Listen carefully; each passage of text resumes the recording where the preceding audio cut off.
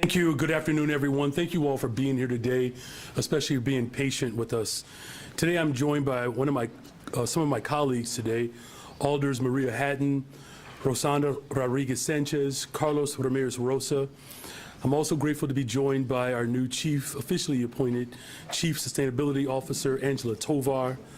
We have our CDPH Managing Deputy Commissioner, Megan Cunningham, Executive Director of the Southeast Side Environmental Task Force. You'll hear from her shortly, Olga Batista, and members of our Environmental Equity Working Group. Today is a very special day, one that highlights the core tenets of my administration's environmental agenda, an agenda that centers race, class, and gender as we design environmental solutions. An agenda that encourages co-governance, partnership, and coordination with leaders and residents who are on the front lines of environmental justice. And an agenda that determines the root causes of our environmental inequities by analyzing data and the lived experiences of our community residents so that we can better guide our actions to mitigate environmental burdens in our city. The Department of Public Health and the Office of Climate and Environmental Equity have been working hand in hand with community leaders, environmental justice advocates, and organizations to develop what is known as the Cumulative Impact Assessment. This was a citywide, full force of government project to provide data on how environmental burdens and other stressors may vary in impact across the city. The effects of climate change and environmental stressors aren't felt the same from neighborhood to neighborhood or community to community. We know that decades of disinvestment in our South and West Side neighborhoods have led to inequities that negatively impact housing, health, the local economy, and of course the environment. These are impacts that are felt over time and widen existing inequities in our communities. And that's why an important principle of the Cumulative Impact Assessment Project is how we center the voices and experiences of those who live with these issues every single day.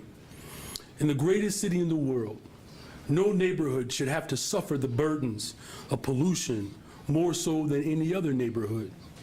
In fact, the time to act on environmental justice is now.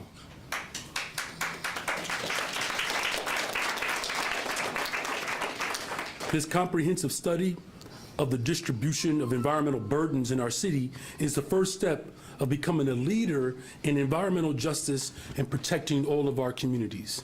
In a minute, you will hear more details from CDPH as well as the CSO on the details of this report. Before then, I will say the assessment confirmed what we already knew, that neighborhoods like Austin, East Garfield Park, Inglewood, Humboldt Park, Pullman, North Lawndale, Little Village, McKinley Park, South Chicago, Roseland, and South Deering are some of the most burdened by pollution and the effects of environmental exposures. But now we have a roadmap to combat those inequities. This assessment includes dozens of specific and actionable policy changes and investments that can be implemented in coordination with our departmental leadership. For example, we can expand the city's community air monitoring network through CDPH. We can increase community benefits like trees, vacant lot greening, and expanded waste collection through DSS. And we can make proposed changes to municipal codes and regulations through updates to zoning for manufacturing, recycling, waste-related, and other industrial uses through DPD. Many of our departments have a role to play when it comes to advancing environmental justice, which is why this report was a full force effort. In fact, our work ahead will require the full power of city government. And as mayor of the city of Chicago, the full power will be administered under my leadership. Departments will continue to advance their commitments as outlined in the report and center equity throughout implementation. And the city of Chicago will continue to partner, most importantly, The City of Chicago will continue to partner with our frontline communities and environmental justice groups so that they have a seat at the table where decisions that impact the environment in their particular communities are being made, ensuring that we are moving in the right direction, centering our work around the people who are most impacted. That is the hallmark of this administration. And in months to come, together, we're going to work to build support for a new ordinance that aims to protect all Chicagoans from the cumulative impact of environmental burdens and ensure our residents live in healthy, sustainable communities. I want to thank the many leaders, the city departments, community groups, and partners who have contributed their time, expertise, and their lives and bodies and resources to the cumulative impact assessment process. We are not here without the people. And so make no mistake about it, that the work and the tireless work and commitment that people have made to bring this to the attention of my administration, those are the voices that will ultimately lead and dictate how we actually govern.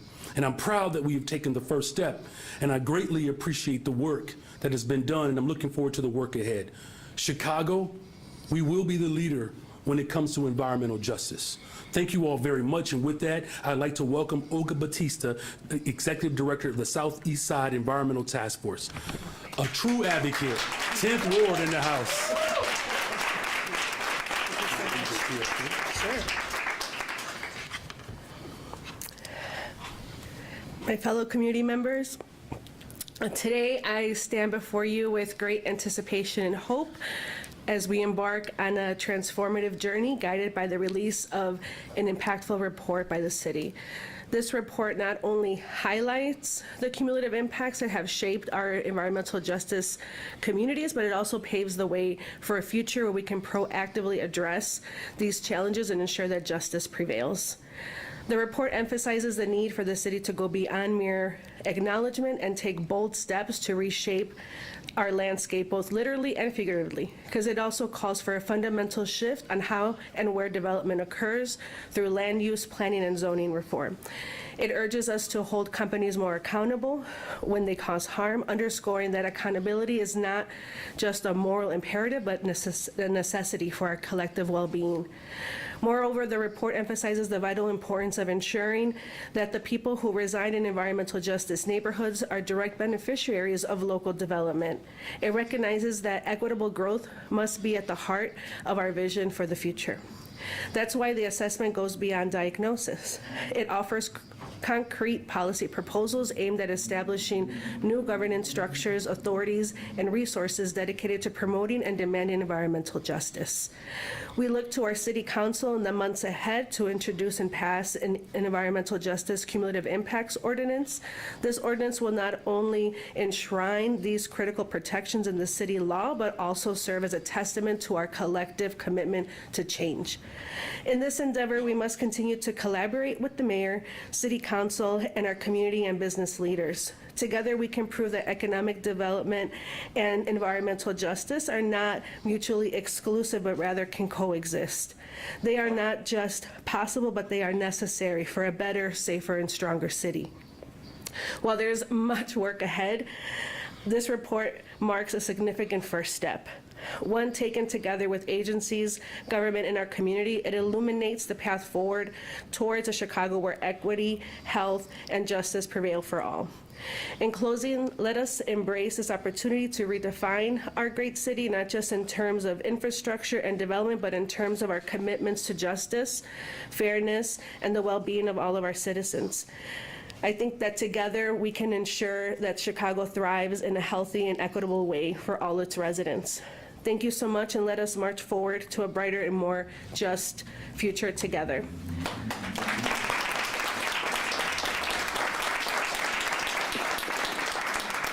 So I have a very short version in Spanish, if that's necessary.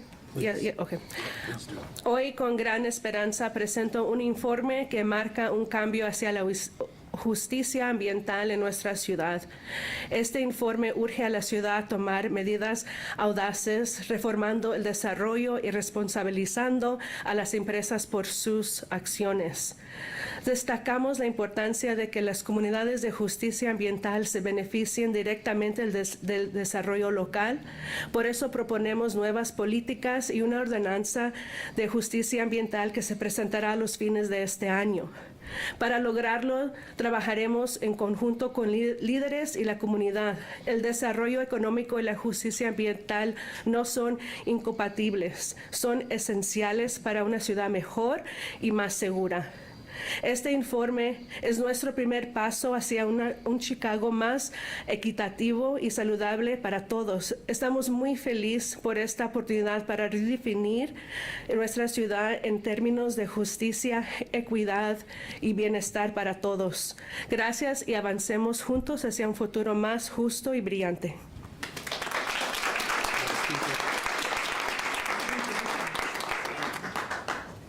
Now we're going to hear from Angela Tovar.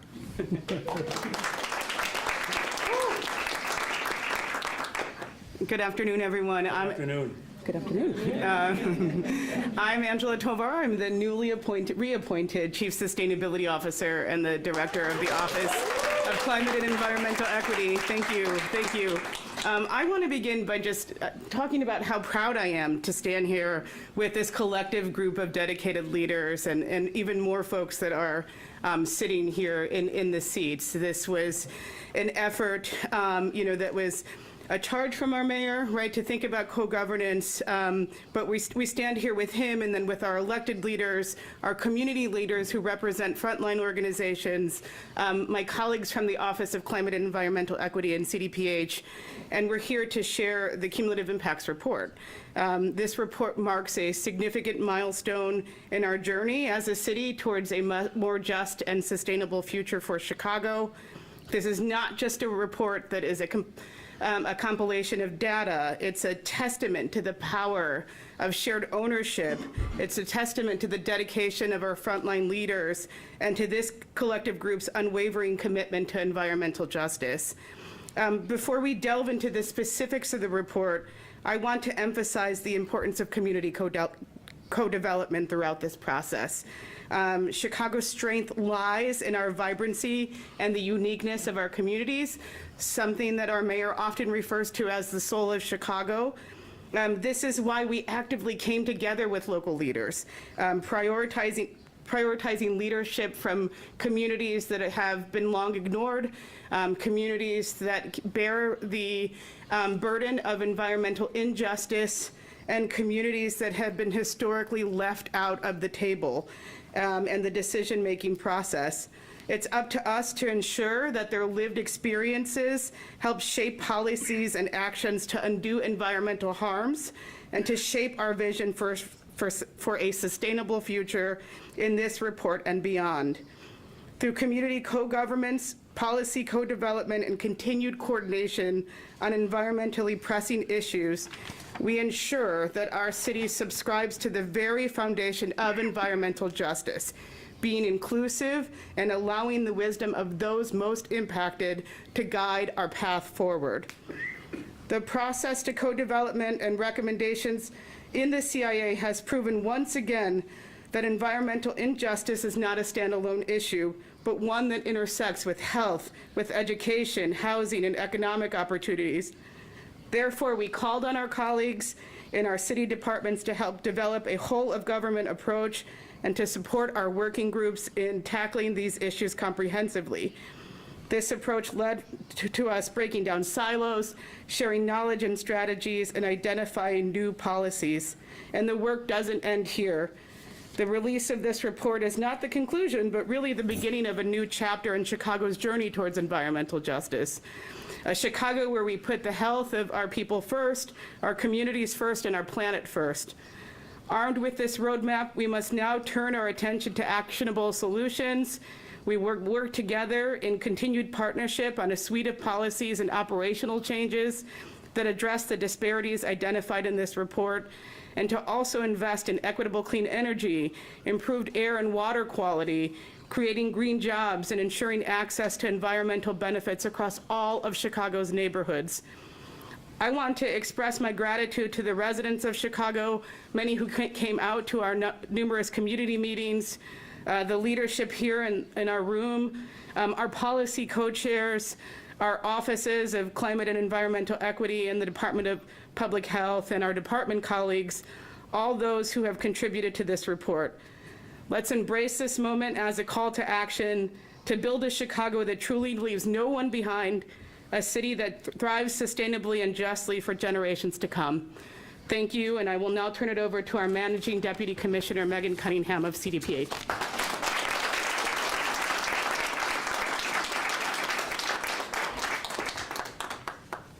Good afternoon. Good afternoon. Good afternoon. It's an honor to be up here today with so many champions for environmental justice in Chicago to speak a bit about why the cumulative impact assessment is so important from a public health standpoint, the data and methods that we used to create the Chicago EJ Index, and how we hope that these findings will be used to advance health and racial equity in Chicago.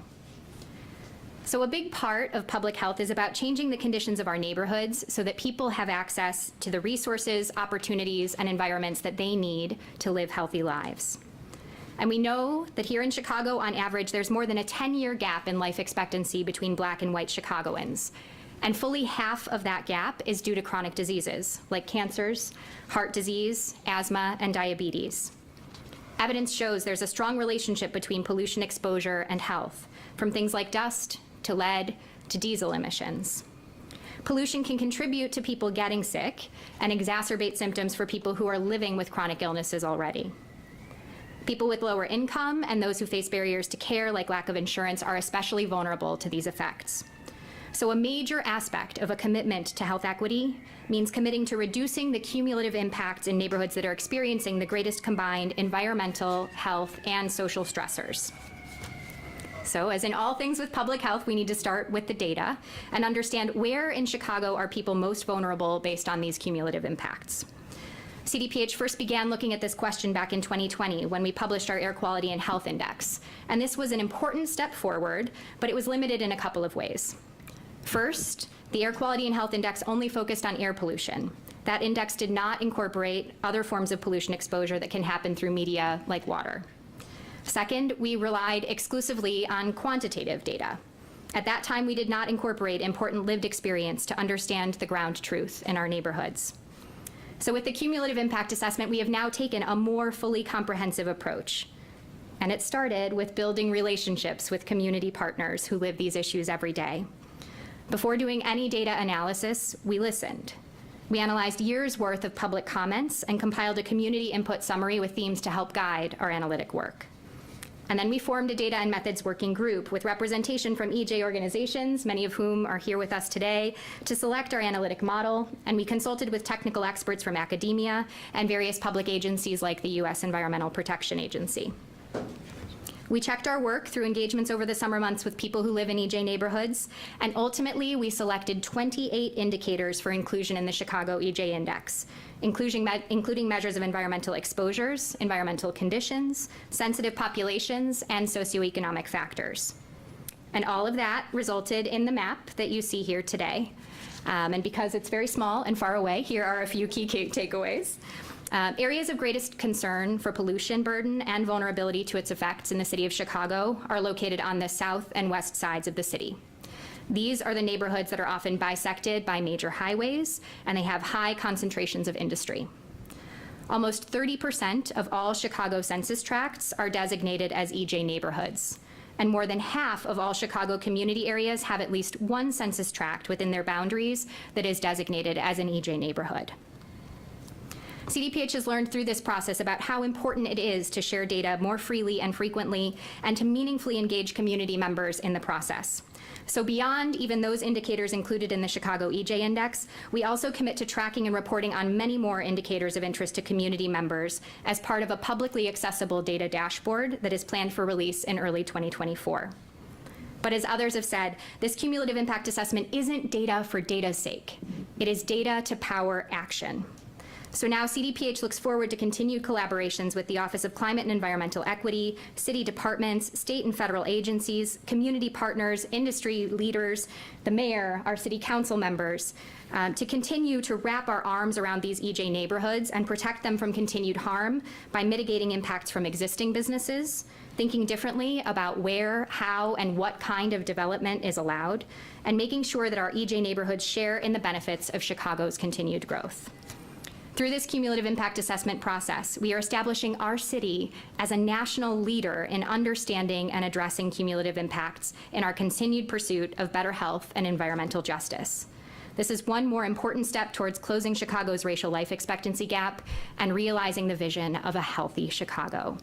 I thank everyone and hope that our community partners feel the weight and importance of what we have accomplished here together today. Thank you. And I will now invite Executive Director of the Little Village Environmental Justice Organization, Kim Wasserman, to speak.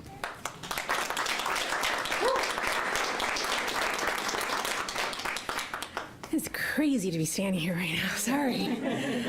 Good afternoon. My name is Kim Wasserman. Good afternoon. As mentioned, I'm the Executive Director of the Little Village Environmental Justice Organization. It truly is an honor to be here today with our Mayor, Brandon Johnson, newly appointed Chief Sustainability Officer, Angela Tovar. To me early. That's right. And the amazing EJ leaders and allies who have been both leading and supporting the cumulative impact assessment released today. I think it's important to start by acknowledging the work that Black and brown communities across Chicago have done over the last 30 years for the right to clean air, clean land, and clean water that has helped get us here today. In that fight, we have become scientists and planners to prove environmental racism is happening and how it's impacting us, and to show how land use, zoning, permitting, public health, transportation, and so many other policies and practice by the city have directly driven or exacerbated environmental racism in our communities and in the city. My apologies, because in my 25 years of doing this work, I never thought once that I would be standing here today hearing the words environmental justice, hearing the term environmental racism come from the mouths of our elected officials.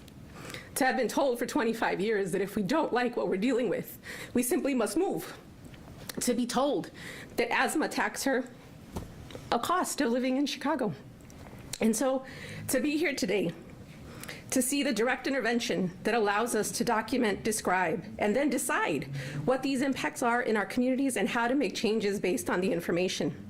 The administration, city council, and all the city departments need this information to protect communities like ours on the front lines of impacts. And it's crucial to ensure that this actually delivers changes in a material living condition to residents of EJ communities. The recommendations set forward in this report would help establish new governance structures, authorities, and resources to protect neighborhoods more fully from the cumulative impact of environmental burdens, including co-governance. Co-governance.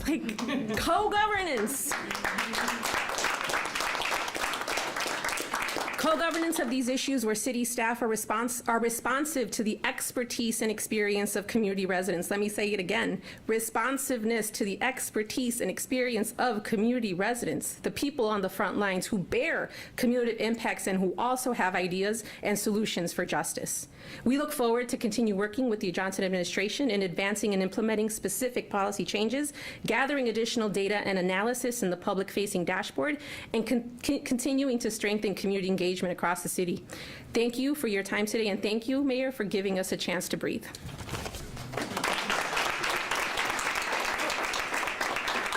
So sorry. It is an honor to welcome Cheryl Johnson, Executive Director for People for Community Recovery.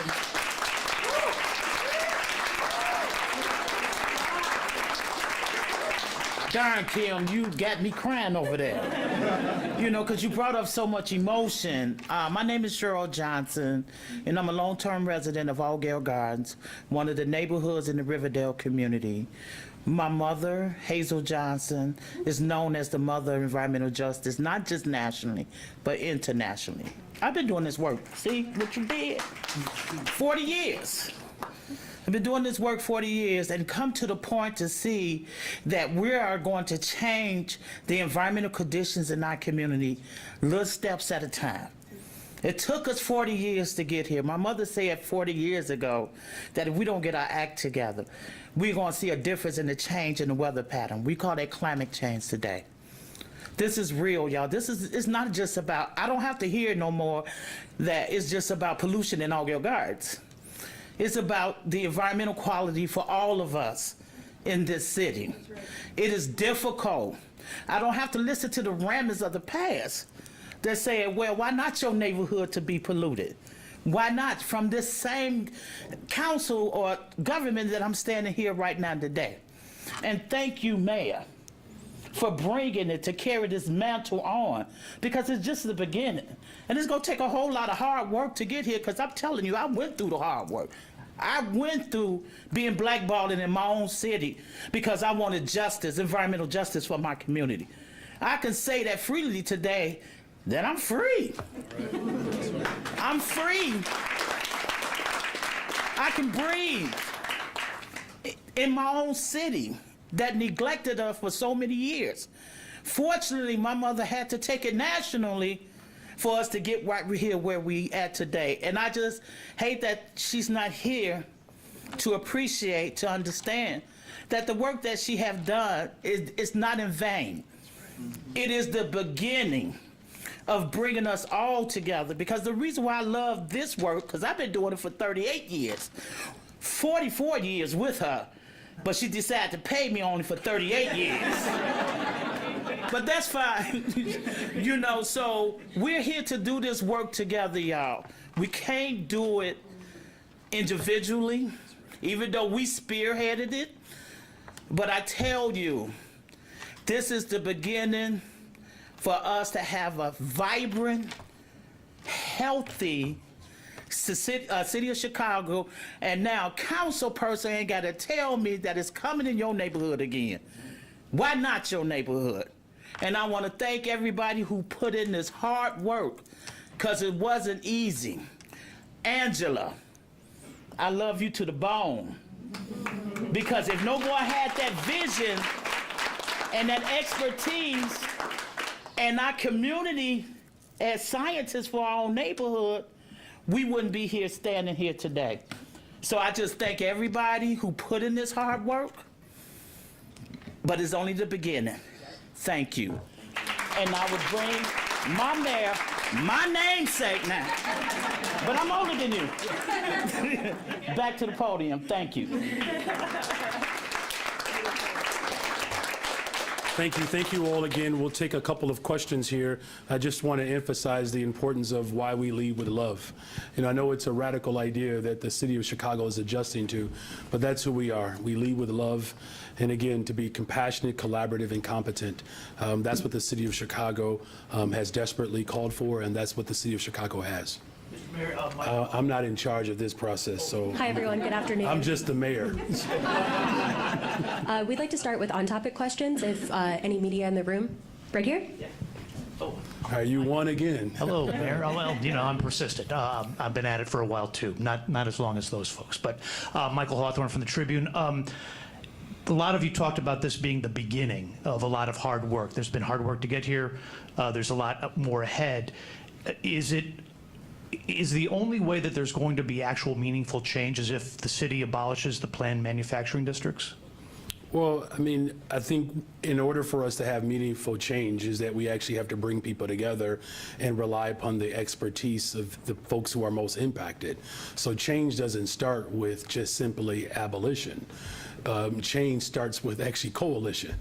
And that's what we have today. Now, as far as any specific dynamics to how we make sure that industry is far more responsible to the neighborhoods that are most impacted, again, there's a co-governance structure that will help lead the way. Listen, every single department, sister agency attached to this office, to this moment, has a renewed responsibility to ensure healthy, sustainable communities.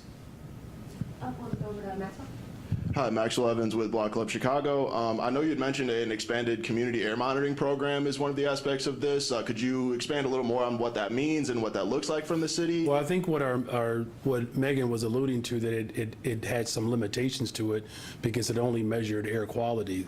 Look, the anecdotal, real lived experiences of people on the ground have to help dictate what's really happening, particularly when it comes to life expectancy. There are a host of environmental dynamics that contribute to the early expiration of Black and brown folks, right? And that's also, as we talked about, making sure that we're attaching our work not just with the healthcare, but with jobs, transportation, how we actually develop buildings and green space. There's a whole host of dynamics that will play a part in transforming our communities and really making sure that we have environmental justice. Things as simple as having natural rain barrels. We call those trees. I mean, when you look in the southeast side of Chicago, look in Austin where I live, there's a real dissipation of the very natural aspect of what can create real healthy environments. But it's not just simply about pollution. It's about a whole host of environmental injustice that have caused tremendous harm to Black and brown people. Do we have any other questions related to the announcement? Gail Prince, Director of Chicago Center for Health and Environment from the University of Illinois and the University of Chicago. So my question to you is, how can you leverage the resources at the federal level? First, by working with Mike Reagan at the EPA, who had a great interest in some of the issues that were taking place in Chicago. How could you get those resources to play in building out what you're doing? It's a good question. Angela and I have talked about this, particularly around the Inflation Reduction Act, that there are a whole host of dynamics that will be available to cities across the globe. This is why this is such an important part of that effort, because you want to make sure that there's a structure and an infrastructure that's available to receive access to those federal dollars, and clearly Chicago is well positioned for that. Thank you for that question. All right, we're going to take it back to Erin. Hi. Hi. So a lot of these recommendations have to do with city departments continuing to collect data on various things and making policy changes, all of which seem like it could be housed under the umbrella of a Department of Environment. Will we see the reintroduction of that standalone department in your budget proposal next month? Well, there's certainly a need for it. You know, I mean, I've made, multiple statements and presentations around it. Here's the first step.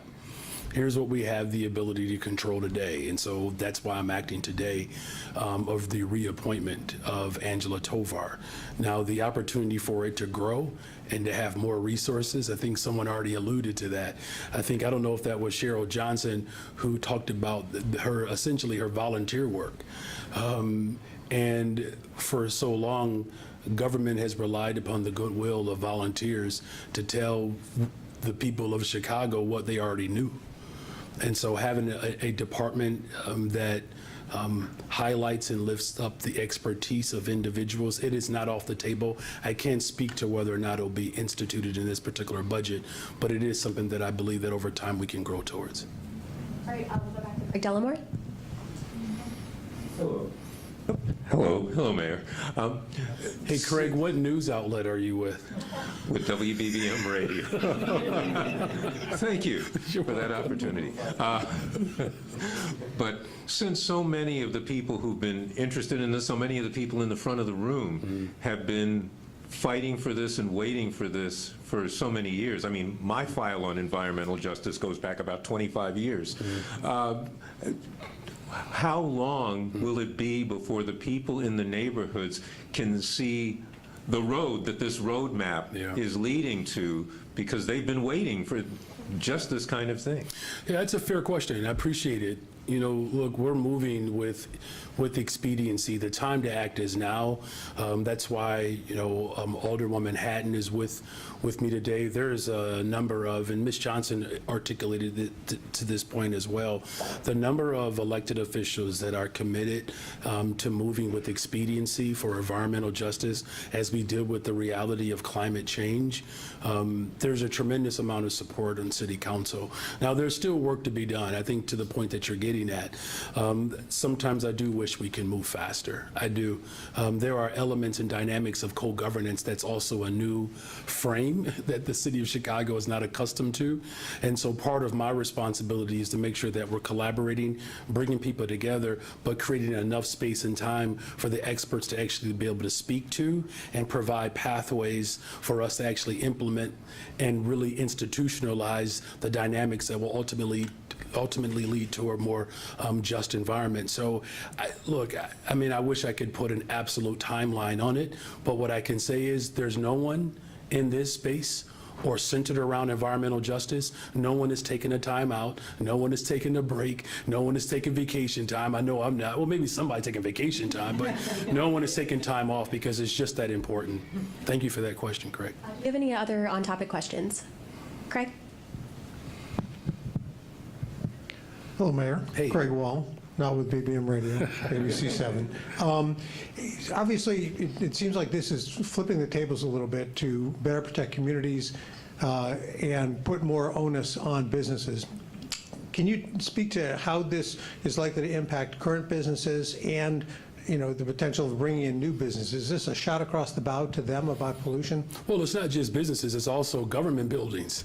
I mean, the last I checked, many of our publicly owned buildings are not necessarily retrofitted for environmental justice either, right? Many of you all know the work that I did before I was an elected official. And we have public buildings that need significant upgrade. They do. In terms of how this impacts industry moving forward, it's a real opportunity. Quite frankly, that the development that gets to take place in the city of Chicago, it gets to be environmentally sound and friendly. Why would anyone be opposed to black people living longer? Why would anyone be opposed to a brown person being able to breathe clean air? I don't know any industry that says, listen, I want black people to die younger and have worse lives. No one is, at least they're not telling me that. So this is not a shot. This is an opportunity. 100 years from now, the generation that will be in this room one day have to be able to look back at this moment and say, we were the generation that responded equitably and just so that people can breathe, have clean water, have a good paying job that's associated with environmental justice. This is an opportunity to grow Chicago. Take a couple off-topic questions. We'll start in the back with Heather. Hi, Mayor. Hi, Heather. How are you? Terrific, thank you. WTTW. I reported today that the city has had a system that was ready to be rolled out for the last 2.5 years that could alert CPD brass when officers have been the subject of multiple misconduct complaints or lawsuits. How high a priority is it to you to put that system in place, which is in fact required by the consent decree, and why has it taken so long? Well, there are a number of things that have taken long over time historically. I can't speak to, previous administrations and why there was a more snail or turtle approach towards all forms of governance. As just been indicated, people have been working on environmental justice longer than I've been alive. And I don't mean that as a dig. I try to take care of my skin to look young every day, but the consent decree, as I said while I was campaigning, that's top priority for me. Constitutional policing and making sure that we are restoring trust and confidence. Restoring trust and confidence to the people of Chicago. As far as this particular dynamic within the consent decree, I've looked at all of them. I appreciate the reporting, and we're moving with expediency, working with our community partners, also working with the leadership within the police department to move with some more hurriedness to make sure that the people of Chicago know that we take the consent decree seriously. But thank you for that reporting. Hi, Mayor. Timon Bradley, WGN TV. I could play nice and ask about the lead pipes, given we're talking environment, but I won't do that unless you wanted to weigh in. So you're going to play mean? I think I'm trying to sneak in 2 questions. Okay, all right. You're so good. If you could just update us on the status of the effort to replace the city's lead pipes, what you think about that. But I wanted to ask about Mexican Independence Day celebrations over the weekend, because I guess there's really 2 camps of thinking on that.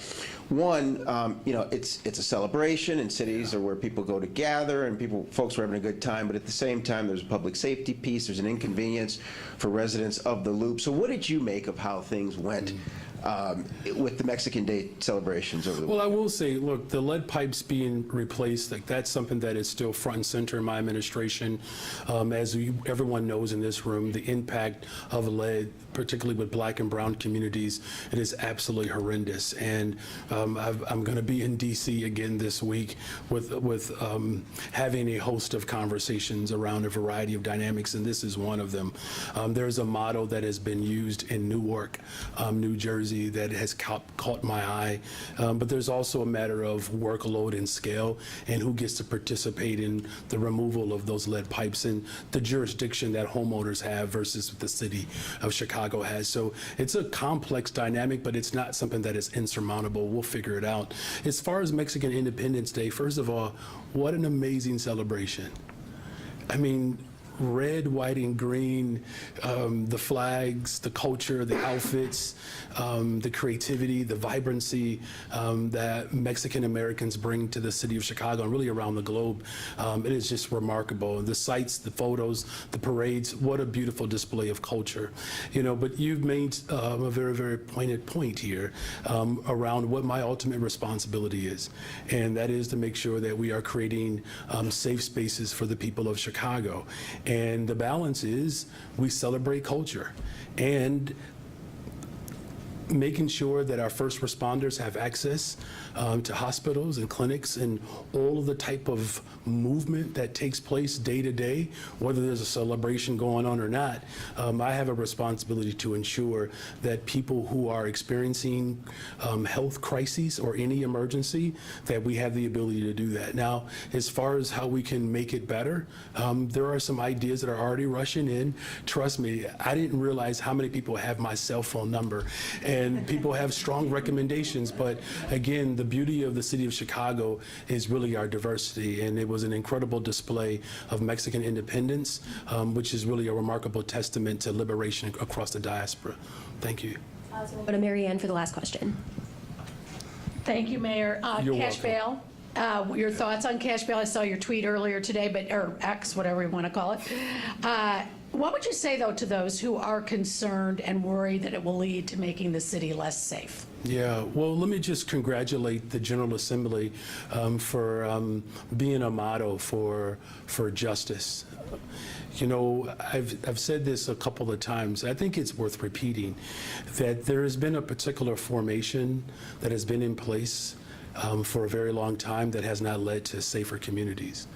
And what has been very clear is that arresting and incarceration doesn't lead to automatic safety. There's just no data that proves that. As you're hearing today, we are very much data driven. And so I do know that there are individuals that have concerns about this particular piece of legislation and what this law means. What it really means is that people will not be held against their will because they don't have the ability to pay for bail. You know, individuals who, make decisions based upon survival, and sometimes that's someone who is caught shoplifting. Now, keep in mind that there is still autonomy that exists within the judicial branch. This is just not a free fall, right? And so I think it's incumbent upon all of us to understand the sophistication behind this new law and not be subject to a puerile response. We have to actually have some level of maturation to understand what the impetus behind this particular piece of legislation has been. And the fact of the matter is that the formation of locking people up, incarcerating people, I mean, what we're talking about since the 90s, really, when it really began to go into a very spiral out of control, it just hasn't yielded the type of results that people want. A better, stronger, safer Chicago means an equitable and just society. Thank you all very much. If I could have everyone hold for a group photo. He